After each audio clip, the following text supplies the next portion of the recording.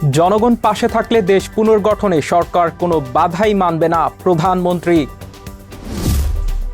উত্তর পূর্বাঞ্চলে বন্যা পরিস্থিতির অবনতি, 10 লাখের বেশি মানুষ পানিবন্দী।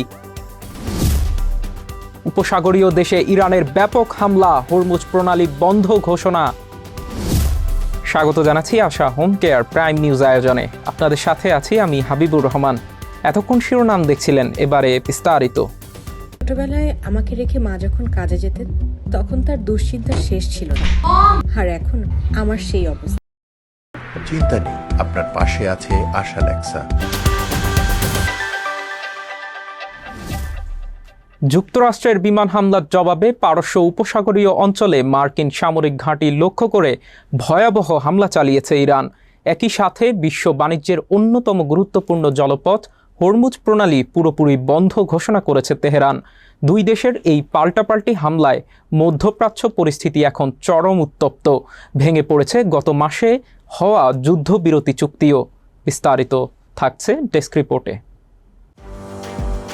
পারস্য উপসাগরে আবারও বেজে উঠেছে যুদ্ধের দামামা। মার্কিন বিমান হামলার প্রতিশোধ নিতে রোববার উপসাগরীয় অঞ্চলের মার্কিন সামরিক ঘাঁটি ও স্থাপনাগুলো লক্ষ্য করে একযোগে ব্যাপক মিসাইল ও ড্রোন হামলা চালিয়েছে ইরান। এবারের হামলার পরিধি এতটাই বিস্তর ছিল যে দুই দেশের মধ্যস্থতাকারী দেশ কাতার এবং সংযুক্ত আরব আমিরাতেও আঘাত হেনেছে ইরানি ক্ষেপণাস্ত্র। যদিও আমিরাত দাবি করেছে তাদের আকাশ প্রতিরক্ষা ব্যবস্থা অধিকাংশ ড্রোন ও মিসাইল প্রতিহত করতে সক্ষম হয়েছে। এই হামলার পরপরই কৌশলগতভাবে অত্যন্ত গুরুত্বপূর্ণ হরমুজ প্রণালী বন্ধ ঘোষণা করে দেয় তেহরান।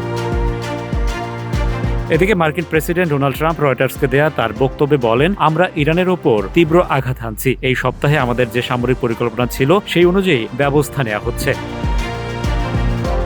এদিকে মার্কিন সেন্ট্রাল কমান্ড জানিয়েছে বাণিজ্যিক জাহাজের ওপর ইরানের হামলার ক্ষমতা গুড়িয়ে দিতে রোববার বিকেল থেকে ইরানে নতুন করে বিমান হামলা শুরু করেছে মার্কিন সামরিক বাহিনী। ইরানি গণমাধ্যমগুলো বন্দর আব্বাস ও কেশম দ্বীপের আশপাশে বিকট বিস্ফোরণের খবর নিশ্চিত করেছে। নতুন করে শুরু হওয়া এই সহিংসতা গত মাসে যুক্তরাষ্ট্র ইরানের মধ্যে স্বাক্ষরিত 60 দিনের অন্তর্বর্তী যুদ্ধবিরতি চুক্তিকে সম্পূর্ণ ভেস্তে দিল।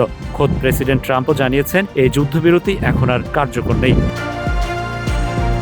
চলতি বছরের ফেব্রুয়ারি মাস থেকে শুরু হওয়া এই সংঘাত পুরো উপসাগরীয় অঞ্চলকে চরম অস্থিতিশীল করে তুলেছে। আর হরমুজ প্রণালী বন্ধ হয়ে যাওয়ার কারণে বিশ্ববাজারে তেলের দাম হু হু করে বাড়ছে, যা বিশ্ব অর্থনীতিতে বড় ধরনের মন্দার আশঙ্কা তৈরি করেছে।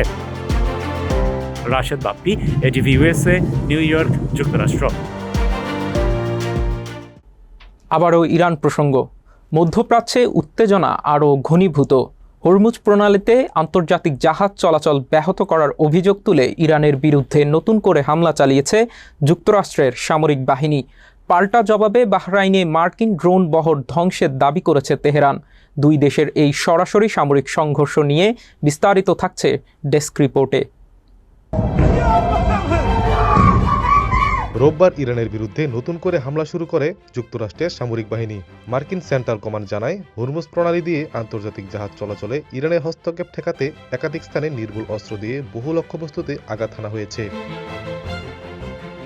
এই হামলার জবাবে পাল্টা প্রতিক্রিয়া দেখায় ইরানও। মার্কিন ঘাঁটি লক্ষ্য করে গোলাগুলি চালায় ইরানি বাহিনী। ফলে দুই পক্ষের মধ্যে সরাসরি সংঘর্ষ আরও তীব্র রূপ নেয়। মার্কিন বাহিনীর দাবি, ইরানের বিপ্লবী গার্ড বাহিনী পারস্য উপসাগরের সংকীর্ণ মুখ দিয়ে যাওয়ার সময় আরেকটি বাণিজ্যিক জাহাজকে লক্ষ্যবস্তু করেছিল, আর তারই জবাবে এই নতুন হামলা চালানো হয়। পাল্টা জবাবে বাহরাইন, কুয়েত, কাতার, জর্ডান ও ওমানে থাকা মার্কিন ঘাঁটিতে হামলা চালায় ইরানি বাহিনী। ইরানের সংবাদ সংস্থা ইরনার বরাতে জানা যায়, বাহরাইনে মার্কিন ড্রোন বহর ধ্বংসের দাবি করেছে তেহরান।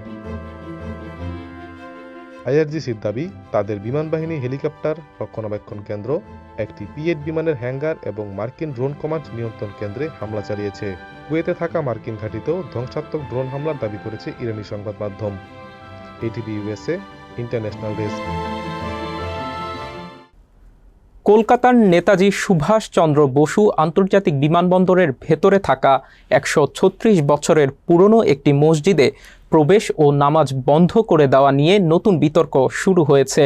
নিরাপত্তার যুক্তি দেখিয়ে এই সিদ্ধান্তকে সমর্থন জানিয়েছে বিজেপি নেতৃত্ব, আর মসজিদ কমিটির পক্ষ থেকে এসেছে প্রতিবাদ। বিস্তারিত প্রতিবেদনে। গৌরীপুর জামে মসজিদ বা বাকরা মসজিদ নামে পরিচিত এই স্থাপনাটি বিমানবন্দরের রানওয়ে সংলগ্ন এলাকায় অবস্থিত। বিশেষজ্ঞরা বলছেন, মসজিদের অবস্থানের কারণে রানওয়ে সম্প্রসারণের কাজ দীর্ঘদিন ধরে আটকে আছে। শনিবার থেকে বিমানবন্দরের গেট দিয়ে প্রবেশের অনুমতিপত্র দেওয়া বন্ধ করা হয়েছে। বন্ধ হয়ে গেছে মসজিদে নামাজ আদায়ও। সামাজিক শৃঙ্খলা বজায় রাখতে মোতায়েন করা হয়েছে পুলিশ ও নিরাপত্তারক্ষী।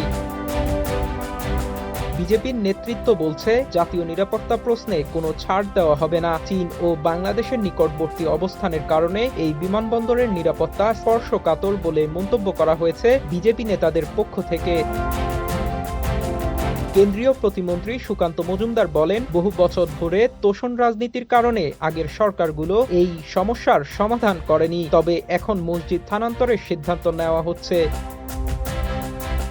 দমদম উত্তর কেন্দ্রের বিধায়ক সৌরভ শিকদারের অভিযোগ, মসজিদে নামাজ পড়তে আসা মানুষদের জন্য বিমানবন্দরের নিরাপত্তা পাস বা যাচাই বাছাইয়ের প্রয়োজন হয় না, যা সর্বোচ্চ নিরাপত্তা অঞ্চলে গুরুতর ঝুঁকি তৈরি করছে। তবে মসজিদ কমিটির সভাপতি ও সাবেক মন্ত্রী সিদ্দিকুল্লাহ চৌধুরী এই সিদ্ধান্তের বিরোধিতা করে বলেন, ১৩৬ বছরের পুরনো এই মসজিদ নিয়ে আলোচনা চলমান থাকা অবস্থাতেই নামাজ বন্ধ করার প্রয়োজন ছিল না। রাজ্যের মন্ত্রী দিলীপ ঘোষ বলেন, রানওয়ে এলাকায় ইচ্ছাকৃতভাবেই মসজিদটি থাকতে দেওয়া হয়েছিল বলে তার ধারণা। তবে এখন এটি সরিয়ে নেওয়া হলে রানওয়ে সম্প্রসারণের কাজ এগিয়ে নেওয়া সম্ভব হবে। ATV USA news desk. এবার ছোট্ট একটা বিরতি নিচ্ছি, ফিরে এসে থাকছে। মৌসুমী বায়ু আরও সক্রিয়, ৬ বিভাগে ভারী বৃষ্টির পূর্বাভাস। ব্যস্ততার কারণে বাবা মার সঠিক যত্ন নিতে পারছিলাম না। তারপর সন্ধান পেলাম আশা হোম কেয়ারে। আশা হোম কেয়ার, ভালোবাসার পরশে প্রবীণদের পাশে।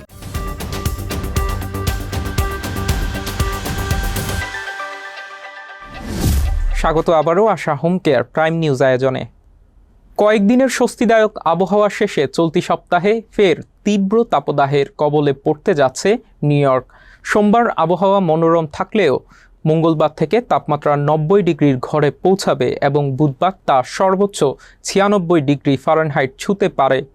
শুক্রবার পর্যন্ত এই তীব্র গরম বজায় থাকার পর আগামী উইকেন্ড বা ছুটির দিনগুলোতে বজ্র বৃষ্টির মাধ্যমে সিটিতে কিছুটা স্বস্তি মিলতে পারে। রাশেদ বাপ্পির রিপোর্ট। কয়েকটা দিন স্বস্তিতে কাটলেও ফের তাপদাহের প্রভাবে পড়তে যাচ্ছে নিউ ইয়র্ক। চলতি সপ্তাহের মাঝামাঝি সময়ই বিগ অ্যাপেল জুড়ে আবার কামড় বসাতে যাচ্ছে তীব্র গরম। সোমবার পর্যন্ত তাপমাত্রা ৮৫ ডিগ্রির আশেপাশে থাকায় কিছুটা স্বস্তি বজায় থাকলেও আবহাওয়া অফিস জানিয়েছে, আগামী মঙ্গলবার থেকে সিটিতে গরমের তীব্রতা হু হু করে বাড়তে শুরু করবে। পূর্বাভাস অনুযায়ী মঙ্গলবার সিটির পারদ পৌঁছে যাবে ৯০ ডিগ্রি ফারেনহাইটের ঘরে। তবে গরমের আসল দাপট দেখা যাবে সপ্তাহের মাঝামাঝি সময়ে। আগামী বুধবার তাপমাত্রা লাফিয়ে বেড়ে প্রায় ৯৬ ডিগ্রি ফারেনহাইটে পৌঁছাতে পারে, যা পুরো সিটিতে এক ধরনের তাপদাহ বা হিট ওয়েভের পরিস্থিতি তৈরি করবে। এরপর বৃহস্পতিবারও গরমের এই ধারা বজায় থাকবে এবং আকাশ প্রধানত রোদ ঝলমলে থাকার পাশাপাশি তাপমাত্রা থাকবে ৯২ ডিগ্রির আশেপাশে। টানা ৩ দিনের এই তীব্র গরমের পর আগামী শুক্রবার তাপমাত্রা সামান্য কমে ৮৯ ডিগ্রিতে নামলেও গরমের অনুভূতি থেকে যাবে। তবে স্বস্তির খবর হচ্ছে, এই তীব্র তাপদাহের পর আগামী উইকেন্ড বা ছুটির দিনগুলোতে আবহাওয়া রূপ বদলাতে পারে।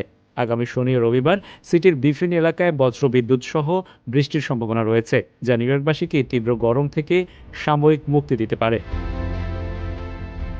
আবহাওয়াবিদরা জানিয়েছেন, চলতি সপ্তাহের মঙ্গলবার থেকে বৃহস্পতিবার পর্যন্ত বিশেষ প্রয়োজন ছাড়া দুপুরের কড়া রোদে বের না হওয়াই ভালো। আর বের হলেও পর্যাপ্ত পানি ও সঙ্গে ছাতা রাখা জরুরি। Rashed Bappi, ATV USA, new York, যুক্তরাষ্ট্র। এবার দেশের সংবাদ। প্রধানমন্ত্রী তারেক রহমান বলেছেন, বিএনপির সকল রাজনৈতিক ক্ষমতার উৎস হল দেশের জনগণ। এই জনগণের সমর্থন ও ভালোবাসা যতদিন থাকবে ততদিন কোনো বাধা বিপত্তিকে ভয় করবে না বিএনপি।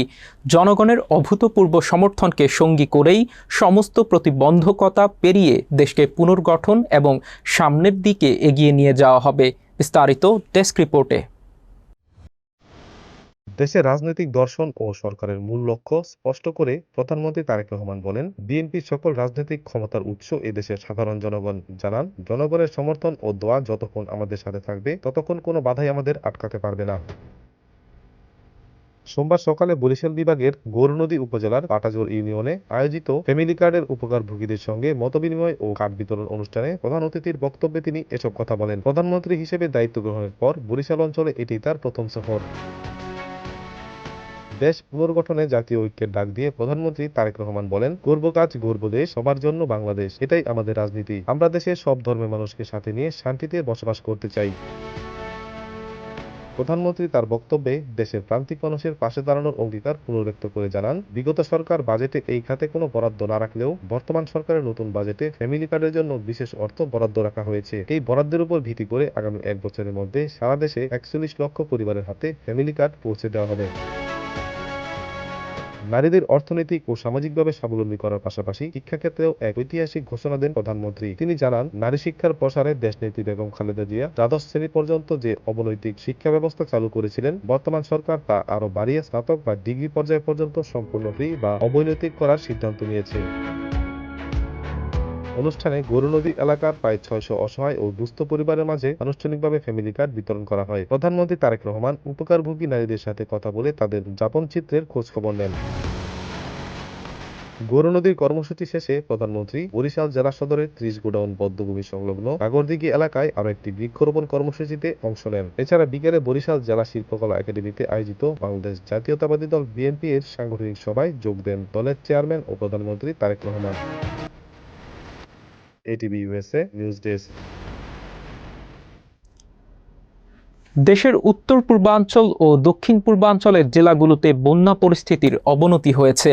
দুর্যোগ ব্যবস্থাপনা ও ত্রাণ মন্ত্রণালয়ের তথ্য অনুযায়ী চলমান বন্যা ও পাহাড় ধসে এ পর্যন্ত 51 জনের মৃত্যুর খবর পাওয়া গেছে। বন্যা পূর্বাভাস ও সতর্কীকরণ কেন্দ্রের সবশেষ তথ্য অনুযায়ী দেশের 127টি পর্যবেক্ষণ স্টেশনের মধ্যে 4টি নদীর 3টি পয়েন্টে পানি বিপদসীমার উপর দিয়ে প্রবাহিত হচ্ছে। এর মধ্যে সুরমা নদীর পানি ছাতক পয়েন্টে বিপদসীমার 15 সেন্টিমিটার উপরে, কুশিয়ারা নদীর পানি ফেঞ্জুগঞ্জ পয়েন্টের 27 সেন্টিমিটার এবং মারকুলি পয়েন্টে 7 সেন্টিমিটার উপরে প্রবাহিত হচ্ছে। এছাড়া সোমেশ্বরী নদীর পানি কলমাকান্দা পয়েন্টে 8 সেন্টিমিটারের উপর দিয়ে প্রবাহিত হচ্ছে। পাশাপাশি দেশের 82টি নদ নদীর পানি বৃদ্ধি অব্যাহত রয়েছে, যা বন্যা পরিস্থিতিতে আরও অবনতির ইঙ্গিত দিচ্ছে। অন্যদিকে সুরমা, তিস্তা ও মুহুরী নদীর বিভিন্ন পয়েন্ট বর্তমানে সতর্ক সীমার কাছাকাছি অবস্থান করছে, ফলে ওইসব অববাহিকায় ঝুঁকিপূর্ণ পরিস্থিতি তৈরি হয়েছে। বন্যায় দেশের 7টি জেলার খাগড়াছড়ি, রাঙ্গামাটি, বান্দরবান, কক্সবাজার, চট্টগ্রাম, মৌলভীবাজার ও হবিগঞ্জ প্রায় 10,22,963 জন মানুষ ক্ষতিগ্রস্ত হয়েছে। প্রায় 2,67,000 পরিবার পানিবন্দী অবস্থায় মানবেতর জীবনযাপন করছে। বান্দরবান ও কক্সবাজারে রাস্তাঘাট তলিয়ে যাওয়ায় যোগাযোগ ব্যবস্থা বিচ্ছিন্ন হয়ে পড়েছে। প্রায় 44,000 মানুষ 1,131টি আশ্রয়কেন্দ্রে অবস্থান করছে। মৌসুমি বায়ু আরও সক্রিয় হয়ে ওঠায় দেশের বিভিন্ন এলাকায় টানা বৃষ্টি অব্যাহত রয়েছে। সোমবার সকাল থেকেও রাজধানী ঢাকাসহ দেশের বিভিন্ন স্থানে বৃষ্টি হচ্ছে। এ পরিস্থিতিতে আগামী 24 ঘন্টায় ঢাকা, চট্টগ্রাম, সিলেট, ময়মনসিংহ, রাজশাহী ও রংপুর বিভাগে ভারী থেকে অতি ভারী বৃষ্টির পূর্বাভাস দিয়েছে বাংলাদেশ আবহাওয়া অধিদপ্তর। ভারী বৃষ্টির কারণে ঢাকা মহানগরীতে জলাবদ্ধতা সৃষ্টি হতে পারে বলেও সতর্ক করা হয়েছে। সোমবার দেওয়া আবহাওয়া অধিদপ্তরের বিশেষ বিজ্ঞপ্তিতে এ তথ্য জানানো হয়। এর আগে রোববারও একই ধরনের সতর্কবার্তা দেওয়া হয়েছিল। জানা গেছে, মৌসুমি বায়ু বর্তমানে বাংলাদেশের উপর আরও সক্রিয় হয়ে পড়েছে। এ কারণেই নতুন করে ভারী থেকে অতি ভারী বৃষ্টির সতর্কবার্তা জারি করা হয়েছে। রোববার সকাল 6টা থেকে আজ সোমবার সকাল 9টা পর্যন্ত 27 ঘন্টায় রাজধানীতে 110 মিলিমিটারের বৃষ্টিপাত রেকর্ড করা হয়েছে। তবে মঙ্গলবার থেকে বৃষ্টির তীব্রতা কিছুটা কমতে পারে। এরপর বৃহস্পতিবার থেকে মৌসুমি বায়ু আবার সক্রিয় হলে বৃষ্টির প্রবণতা বাড়তে পারে। বন্যা কবলিত 11 জেলায় স্বাস্থ্যসেবা নিশ্চিতে চিকিৎসক ও স্বাস্থ্যকর্মীদের ছুটি বাতিল করা হয়েছে বলে জানিয়েছেন স্বাস্থ্যমন্ত্রী সরদার সাখাওয়াত হোসেন। সোমবার দুপুরে স্বাস্থ্য মন্ত্রণালয়ে বন্যা উপদ্রুত এলাকায় গৃহীত স্বাস্থ্য বিষয়ক কার্যক্রম সম্পর্কে এক প্রেস ব্রিফিংয়ে এ কথা বলেন তিনি।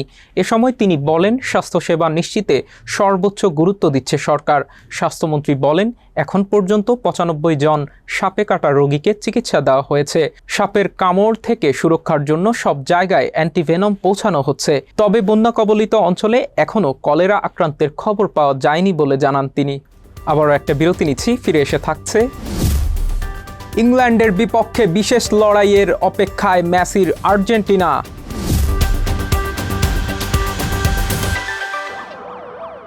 আমি যদি মিথ্যে বলতাম তাহলে আমার ছেলেটা কি শিখত? বাবা, সব সময় সাদাকে সাদা এবং কালোকে কালো বলি। সাপ্তাহিক সাদা কালো, আমরা সাদাকে সাদা, কালোকে কালো বলি।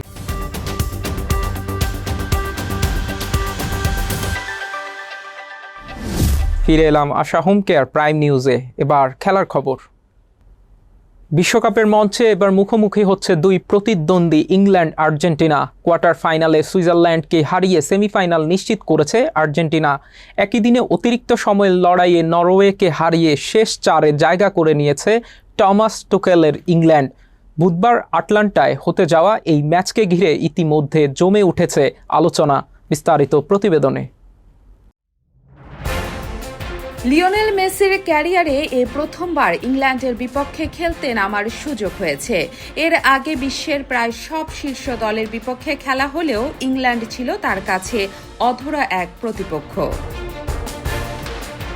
ম্যাচ নিয়ে মেসি বলেন, ইংল্যান্ডের বিপক্ষে খেলা সবসময় বিশেষ কিছু, কারণ তারা একটি শক্তিশালী দল, আর শক্তিশালী দলের বিপক্ষে ম্যাচ মানে বাড়তি উত্তেজনা। 1986 বিশ্বকাপে দিয়েগো ম্যারাডোনার সে বিখ্যাত 2 গোল দিয়ে শুরু হওয়া এই দুই দলের ইতিহাস নিয়ে মেসি বলেন, সেসব মুহূর্ত তিনি দেখেছেন শুধু ভিডিও আর ছবির মাধ্যমে, যা আর্জেন্টাইনরা এখনো বারবার স্মরণ করে। মেসির ভাষায়, তার বর্তমান দল প্রতিপক্ষ যেই হোক না কেন সেভাবেই খেলতে অভ্যস্ত, আর এবার বিশ্বকাপ সেমিফাইনালে একটি শক্তিশালী দলের বিপক্ষে সর্বোচ্চ প্রস্তুতি নিয়েই মাঠে নামার লক্ষ্য তাদের। 1986 সালে ম্যারাডোনার হ্যান্ড অফ গড গোল এবং একক নৈপুণ্য করা অবিশ্বাস্য গোল আজও ইংলিশ সমর্থকদের মনে গেঁথে আছে। এরপর 1998 বিশ্বকাপে ডেভিড বেকহামের লাল কার্ডও দুই দলের মধ্যকার উত্তেজনার আরেকটি স্মরণীয় অধ্যায়। আর্জেন্টিনার Jose Manuel Lopez Switzerland match শেষে বলেন, মাঠের বাইরের ইতিহাসে অনেক ব্যথা আর গল্প জড়িয়ে থাকলেও তারা পেশাদার হিসেবে শেষ পর্যন্ত সর্বোচ্চটা দিয়েই খেলবেন। স্পেন বা ফ্রান্সের বিপক্ষে ফাইনালে ওঠার লড়াইয়ে বুধবার যুক্তরাজ্য সময় রাত 8টায় মাঠে গড়াবে England Argentina semifinal. ATV USA news desk. Uruguay জাতীয় ফুটবল দলের প্রধান কোচ হিসেবে দায়িত্ব নিতে যাচ্ছেন দেশটির কিংবদন্তি footballer Diego Forlan. Uruguay football association এ তথ্য নিশ্চিত করেছে। জানা গেছে, ফোরলান জাতীয় দলের অন্তর্বর্তীকালীন প্রধান কোচ হিসেবে 2027 সালের মার্চ পর্যন্ত দায়িত্ব পালন করবে। এর আগে চলতি বিশ্বকাপে উরুগুয়ের হতাশাজনক পারফরম্যান্সের পর উরুগুয়ের প্রধান কোচের পদ থেকে সরে দাঁড়ান মার্সেলো বিয়েলসা। তার জায়গায় প্রাথমিকভাবে অন্তর্বর্তীকালীন কোচ হিসেবে দায়িত্ব নিচ্ছেন ফোরলান। তবে মার্চের পর ফোরলান স্থায়ীভাবে দায়িত্বে থাকবেন নাকি নতুন কোচ নিয়োগ দেওয়া হবে সেই সিদ্ধান্ত এখনও হয়নি। চলতি বছরের শেষের দিকে AUF-এর নির্বাচন অনুষ্ঠিত হওয়ার কথা রয়েছে। এজন্য এখনই দীর্ঘমেয়াদী কোনো পরিকল্পনায় যেতে চায় না দেশটির ফুটবল ফেডারেশন।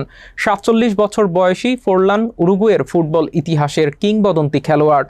2010 বিশ্বকাপে অসাধারণ পারফরম্যান্সের স্বীকৃতি হিসেবে তিনি গোল্ডেন বল জিতেছিলেন। এছাড়া জাতীয় দলের হয়ে কোপা আমেরিকার শিরোপাও জিতেছেন এই সাবেক ফরওয়ার্ড। শেষ করার আগে থাকছে বিনোদনের খবর। পর্দার এক পরিচিত মুখ হারালো বিশ্ব। জুরাসিক পার্ক সিনেমার মধ্য দিয়ে বিশ্বব্যাপী পরিচিতি পাওয়া নিউজিল্যান্ডের অভিনেতা স্যাম নিল আর নেই। সোমবার অস্ট্রেলিয়ার সিডনিতে 78 বছর বয়সে মারা যান তিনি। তার পরিবার জানিয়েছে, মৃত্যু হয়েছে হঠাৎ ও অপ্রত্যাশিতভাবে। বিস্তারিত প্রতিবেদনে। নীলের পরিবার সামাজিক যোগাযোগ মাধ্যমে দেওয়া বিবৃতিতে জানায়, পরিবারের সবার উপস্থিতিতে মর্যাদার সঙ্গে শেষ নিঃশ্বাস ত্যাগ করেন তিনি। তবে মৃত্যু সুনির্দিষ্ট কারণ প্রকাশ করা হয়নি। বিবৃতিতে আরও বলা হয়, এবছরের এপ্রিলেই ক্যান্সার মুক্ত হওয়ার ঘোষণা দিয়েছিলেন নীল। দীর্ঘদিন রক্তের ক্যান্সারের চিকিৎসার পর পরিবারের ভাষ্যমতে মৃত্যুর সময় তিনি ক্যান্সার মুক্তই ছিলেন। 1993 সালে স্টিভেন স্পিলবার্গের জুরাসিক পার্ক সিনেমায় জীবাংশবিদ ডক্টর অ্যালান গ্রের চরিত্রে অভিনয় করে আন্তর্জাতিক খ্যাতি পান স্যাম নীল। পরবর্তী সিকুয়েলগুলোতেও একই চরিত্রে ফিরে আসেন তিনি। নিউজিল্যান্ডের প্রধানমন্ত্রী ক্রিস্টোফার লাকসন তাকে দেশের চলচ্চিত্র শিল্পের অন্যতম সেরা প্রতিনিধি হিসেবে আখ্যায়িত করেন। অন্যদিকে অস্ট্রেলিয়ার প্রধানমন্ত্রী অ্যান্থনি আলবাজনি বলেন, অসুস্থতার বিরুদ্ধে লড়াইয়েও তার মধ্যে দেখা গেছে একই মর্যাদা ও রসবোধ, যা তার অভিনয়েও ফুটে উঠত। উত্তর আয়ারল্যান্ডে জন্ম নেওয়া নীল ছোটবেলায় পরিবারের সঙ্গে নিউজিল্যান্ডে চলে আসেন। ব্রিটিশ ও নিউজিল্যান্ড দুই দেশেরই নাগরিকত্ব ছিল তার। 5 দশকেরও বেশি সময়ের ক্যারিয়ারে 150-রও বেশি সিনেমা ও টিভি সিরিজে অভিনয় করেছেন তিনি, যার মধ্যে রয়েছে the hunt for red October, the piano, event horizon এবং জনপ্রিয় সিরিজ পিকি ব্লাইন্ডার্স। অভিনয় অবদানের জন্য 1991 সালে তাকে officer of the order of the British empire সম্মাননা দেওয়া হয়। আর 2022 সালে অংশগ্রহণ করেন নাইটহুড উপাধি। তিনি রেখে গেছেন 4 সন্তান ও 8 নাতি-নাতনি। ATV USA entertainment desk. সঙ্গীত দিয়ে শ্রদ্ধা জানালেন বিখ্যাত পিয়ানো বাদক আদনান সামি। ইরানের প্রয়াত সর্বোচ্চ ধর্মীয় নেতা আয়াতুল্লাহ আলী খামেনিকে উৎসর্গ করে 4টি গানের একটি বিশেষ মিউজিক্যাল প্রজেক্ট প্রকাশ করেছেন তিনি, যা ইতিমধ্যে দেশ বিদেশে ব্যাপক আলোচনার জন্ম দিয়েছে। বিস্তারিত প্রতিবেদনে।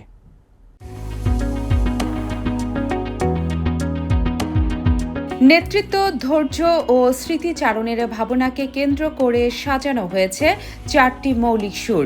দক্ষিণ এশিয়ার কোনো খ্যাতনামা শিল্পীর পক্ষ থেকে খামেনিকে ঘিরে এত বড় পরিসরে সঙ্গীত উৎসর্গ করার ঘটনা এর আগে খুব একটা দেখা যায়নি।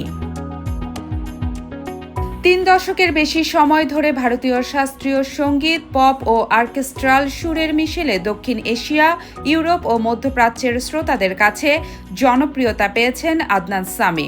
তার সঙ্গীত জীবনের স্বীকৃতিস্বরূপ 2020 সালে ভারতের পদ্মশ্রী সম্মাননায় ভূষিত হন তিনি।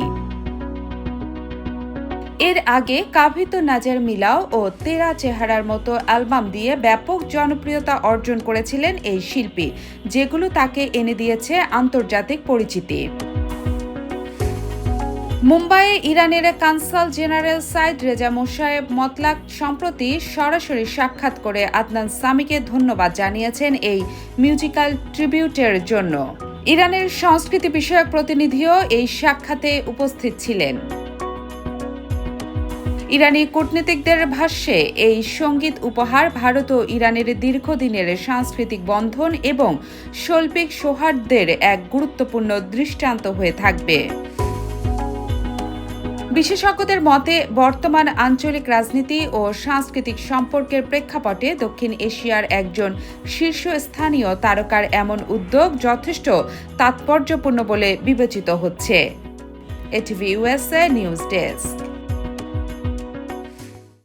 আশা হোম কেয়ার প্রাইম নিউজ শেষ করার আগে শিরোনামগুলো আরও একবার। জনগণ পাশে থাকলে দেশ পুনর্গঠনে সরকার কোনো বাধাই মানবে না, প্রধানমন্ত্রী।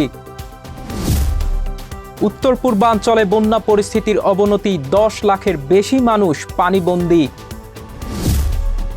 উপসাগরীয় দেশে ইরানের ব্যাপক হামলা, হরমুজ প্রণালী বন্ধ ঘোষণা। এতক্ষণ আশা হোম কেয়ার প্রাইম নিউজ আয়োজনে আমাদের সাথে থাকার জন্য ধন্যবাদ। এটিভি ইউএসএ দেখতে ডাউনলোড করুন অ্যাপ, চোখ রাখুন এটিভি ইউএসএ ফেসবুক পেজ ও ইউটিউব চ্যানেলে। থাকুন এটিভি ইউএসএর সাথে, থাকুন সংবাদে, সংস্কৃতিতে, বিশ্বজুড়ে বাঙালিয়ানায়।